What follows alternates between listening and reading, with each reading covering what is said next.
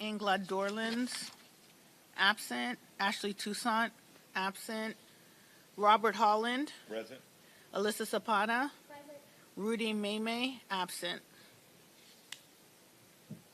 We're able to proceed without quorum since this is a workshop.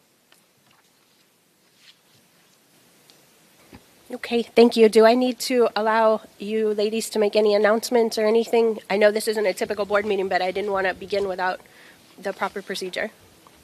No, I don't have anything to announce. No. And I don't No. have to read it. Okay, Okay. Yeah, we And- can go into public comment. okay.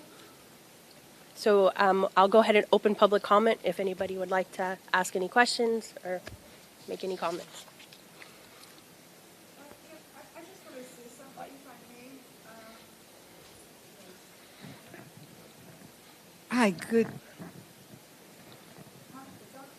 good afternoon, Leonie Hermanton with Satla and concerned leaders. I just want to say that I had the real opportunity to go door to door with the effort that was made here to go. And I was truly disturbed by what I saw. As someone who's been in this community who's worked in this community for the past 30 years, the level of poverty and of need in this community was truly, truly, I have to say, devastating for me. There were old people cooking who didn't have either electricity or gas, cooking outside, cooking in the courtyards with charcoal or whatever they could make up in charcoal. I saw children. I mean, it was truly heart-wrenching for me. And most of these people were renters. They lived in, we weren't allowed to go in, but I sort of picked through. Some of them were in little mobile units in the yards. The level of despair and poverty, and not just Haitian. I went into Spanish-speaking families. It was truly gut-wrenching. So I just want to uplift that. And I want to thank Joanne again for giving us the opportunity to do sort of a reality check for me. That was a major reality check for me because I encountered a lot of our clients at St. I'm not over it. I encountered a lot of our clients at St. So to see where they live, under what conditions they live, again, was truly devastating for me. So I just want to bring that up.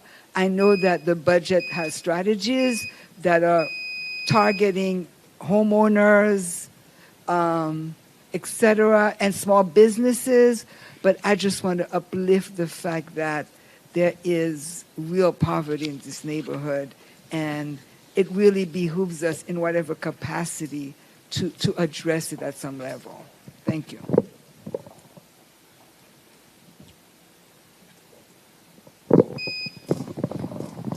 Would anybody else like to say anything or introduce themselves? No? Can I ask a question? Sure, of course. While doing that activation, and I know you're a great thinker, did you think of anything that could be done that would elevate folks other than a temporary fix and you're right back in the same situation? Employment. I mean, a lot of these people were looking at, well, either employment, and some of these things are beyond our capacity to address. It's about elderly people living on income, it's retirement income, living in houses where the rent now exceeds what they're paying. This is the reality. You work for $8, $9, $10 an hour back then. You're making $900 a month in Social Security, and a little efficiency that you're renting is now over $1,000. And so that's a reality that I don't know if we have the capacity to address at this level.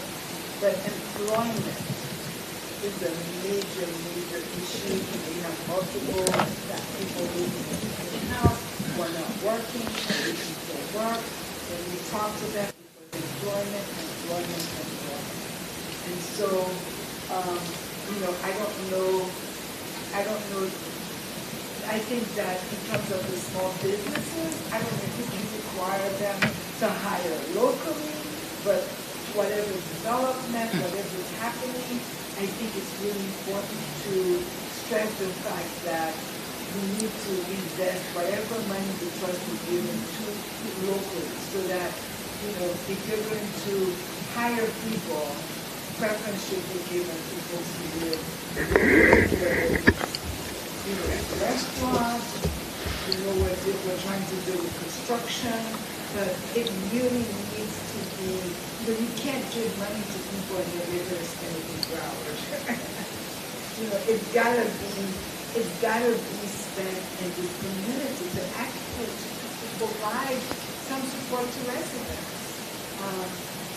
Because no matter what you say, if you don't come with something tangible, like a job, an opportunity to even interview for a job, they don't really trust you. Yeah. So to me, it's looking at how our investments at the trust can be captured at some level by residents. Thank you.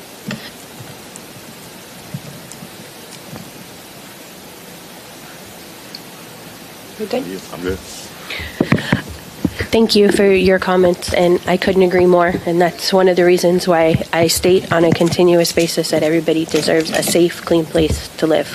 So, yes, sometimes being here and going through the community and, living and working here, there is some atrocities that I have also encountered that, they do tug at your heart.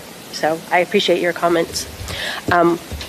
Would this be an initiative that maybe the concerned leaders would like to partner on, as we have built out some of our different programs? Maybe, whether it's this year or next year, we are limited, we have limited funds and limited, staff and resources, but is this something that, as the concerned leaders continues to organize? That's something that we have to discuss internally, but again, I want to say that as concerned leaders, right now our priority is to completely legalize that. We're in the process of finalizing the 501c3. That's why I say, as you guys continue absolutely, to, that's definitely something that is a priority to us. And so, again, I cannot speak on behalf of the group, but it's absolutely aligned with our own vision and mission. Okay, I'd like to continue that conversation. Yes. Thank you, Leonie.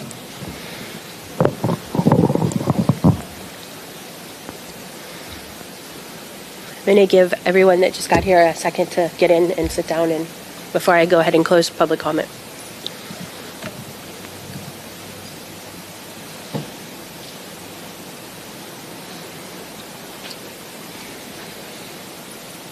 Alyssa, you Yes. may just want to just mention that public Yeah, I comment was is still letting open. them sign in. So, gentlemen, all of you that just got here, we're actually in the public comment part of the meeting. So once you have a chance to sign in and sit down, if you would like to say something or ask a question, please feel free to do so, because once we close public comment, then we're going to discuss the budget. So if anybody would like to participate, please come forward and give your name for the record. Hello, Carl. Do the comment first. You can make the comment, and this gentleman behind you will give you, or this lady behind you will give you a microphone. Okay, good evening. Hello. Okay, good evening. Carl Bay. The first thing that comes to mind is that the public review hearings, community meetings that took place concerning Sable Palm. As I recall, there was never a final discussion or even a follow-up discussion concerning the community benefits package from Sable Palm. So can anyone in the audience today or panel tell me whether or not that has proceeded to the next stage? So unfortunately, tonight, Carl, we're just discussing the budget. That is the only noticed item for this workshop. This is actually our budget workshop.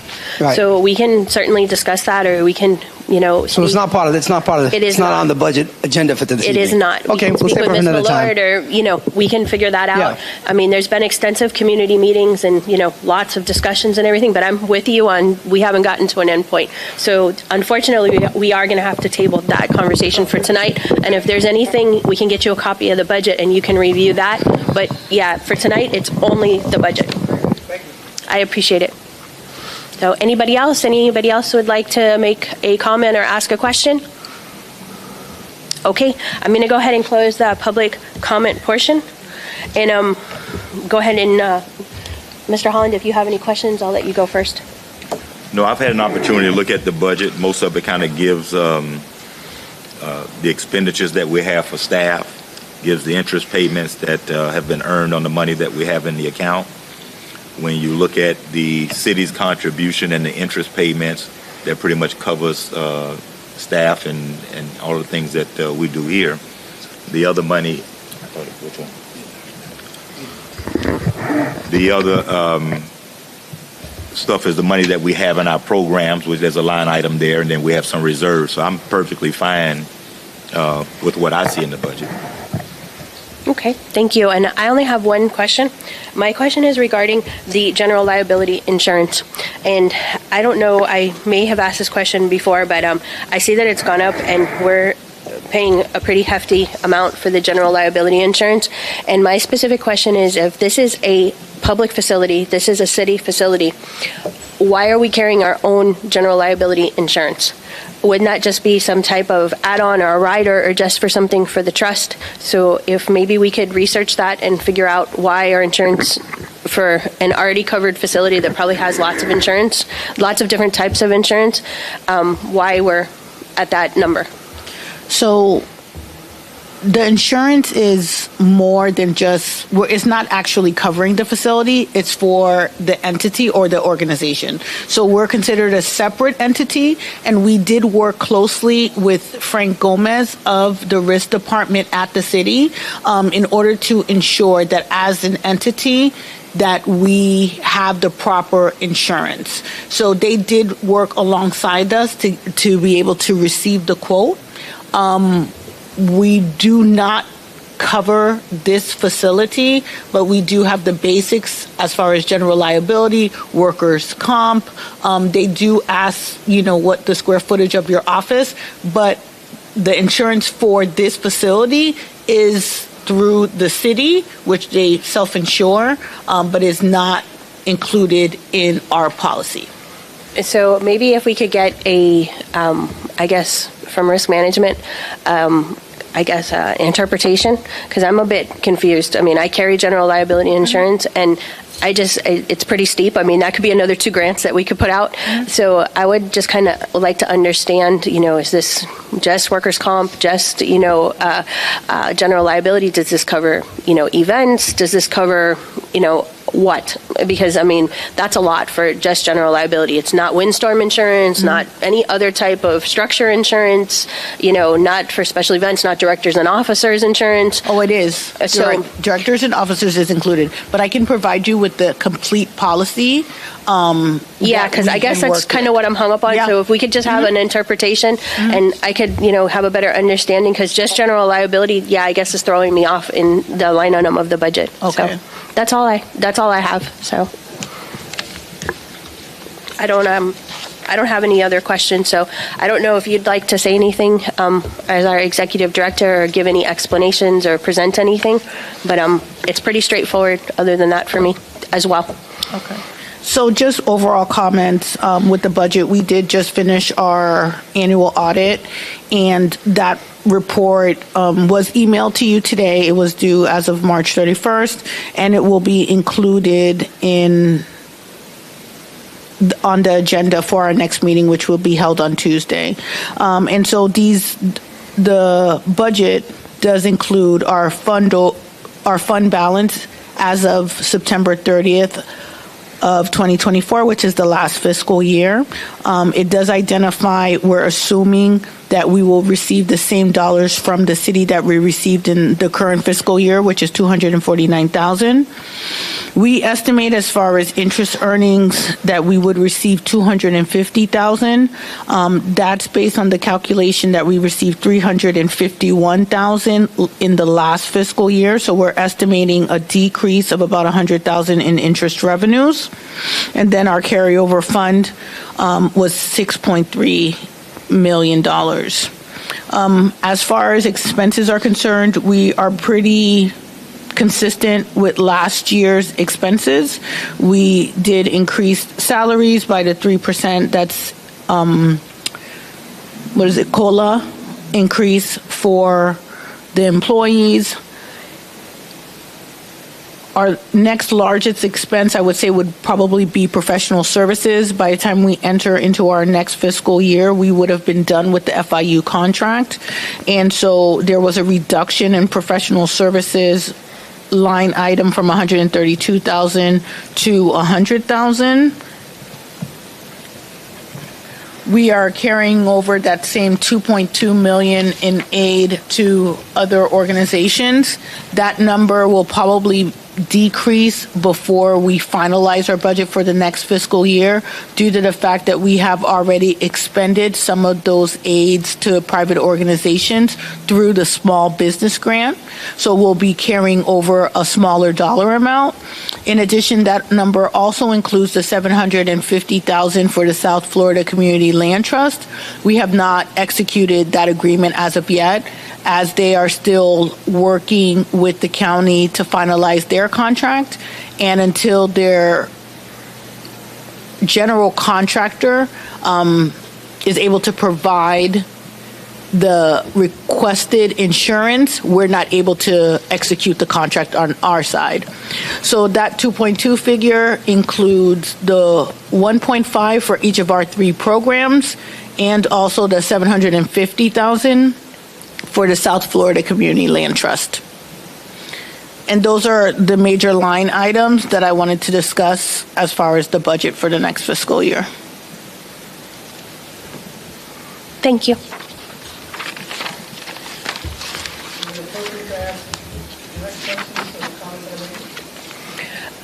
So do you want to let him ask a question? Yes, since this is a budget workshop, I'll give you 1 minute and you can direct your question to our executive director.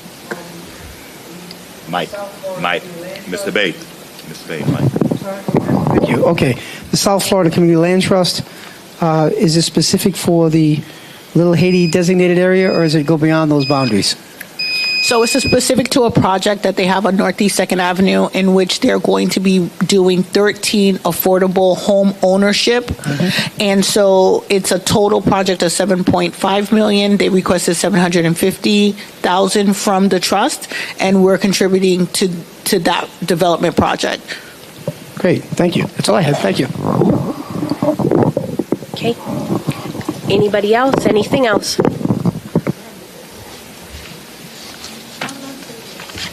Good. Okay. I'm going to go ahead and I'm going to adjourn the meeting. Thank you. Thank you. Thank you. Yes. And I'm just going to make an announcement Of that course, please. we are very early in the budget process, and there's an opportunity, if we need to make amendments, to have the opportunity to make those amendments and then provide to the city. It's just that in the city's ordinance, we do have a deadline of April 1st to provide our first draft of the budget. It's better to get the exercise done, and if this works out with the HACDC, will that also be able to be included in this year's budget, or will that have to wait until next year?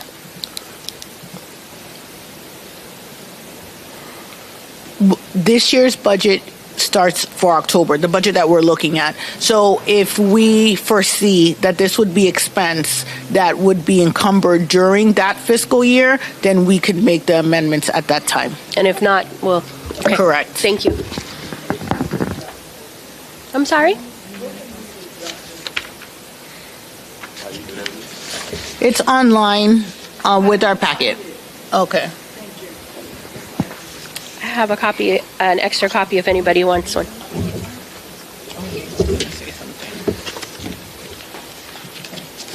So, thank you. I'll give you my copy. I have it in my email. Yeah. We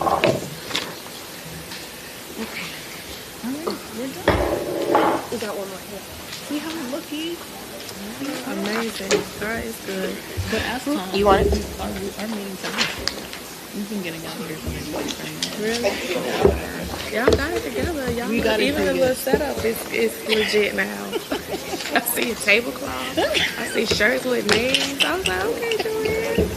Bye. Yes. All right, take care. Thank you for coming. We have our regular meeting on Tuesday if you want to join. That's our real board meeting where we go through agenda items and they vote and, it's a longer meeting. This is just... Is there some action going on? Sometimes,